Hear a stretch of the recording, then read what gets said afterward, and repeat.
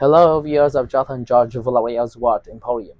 I am Jonathan George Villaria, and I am excited to share with you how we can expand our knowledge of the world through the English language. Our videos cover a range of topics such as literature, history, science, and more to provide you with a well-rounded learning experience, regardless of whether you are a beginner or an experienced learner. Our expertly curated videos offer captivating and enlightening content to help you enhance your language proficiency. Today, I want to talk about a truly remarkable book that I recently read called When Breath Becomes the Air by Paul Kalanithi. Firstly, I must say that this is an astonishingly well-written manual. Kalanithi's words are not merely moving, but also exquisitely crafted. He writes with a poignancy that is rare, an ability to convey complex emotions and ideas with profound clarity and eloquence.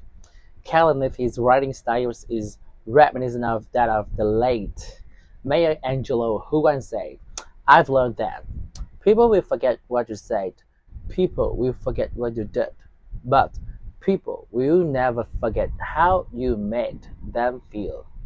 In When Breath Becomes Air, Calamity makes us feel a whole range of emotions, from the hopelessness of a terminal illness to the beauty of life itself. Throughout the book, Calamity uses his words to explore some of the biggest questions of human existence: the meaning of life, the purpose of suffering, and the importance of love and connection. His words are both poetic and profound, and he grapples with the big questions of life and death with humility and grace. Kalani's writing is characterized by a striking balance of the intellectual and the emotional. He writes with the precision of a surgeon, but also with the empathy of a friend. In the sense, his writing style is similar to that of Viktor Frankl, who famously said, "Between stimulus and response, there is a space. In that space is our power to choose our response. In our response lies our growth and our freedom." Calamity shows us that even in the face of death, we can still choose how we respond to life. One of the things that struck me most about this book was Calamity's honesty and vulnerability.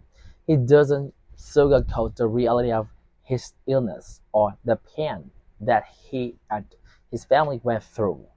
But at the same time, he doesn't wallow in self-pity or despair. He faces his situation head-on and with a sense of purpose. Kalani's journey from being a doctor to a patient is a remarkable one, and he writes about this with remarkable depth and insight.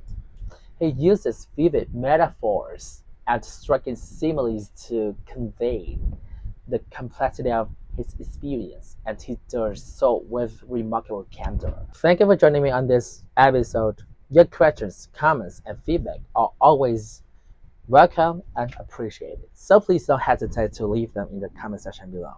And if you haven't already, please do hit the like button and subscribe to our channel for more interesting and enlightening content. By hitting the notification bell, you'll be sure to never miss any of our exciting and thought-provoking episodes. Don't forget to share our channel with your friends and family who may also find our content beneficial. We are committed to providing you with high quality, well-researched, and engaging content that will help you improve your English language skills and expand your knowledge.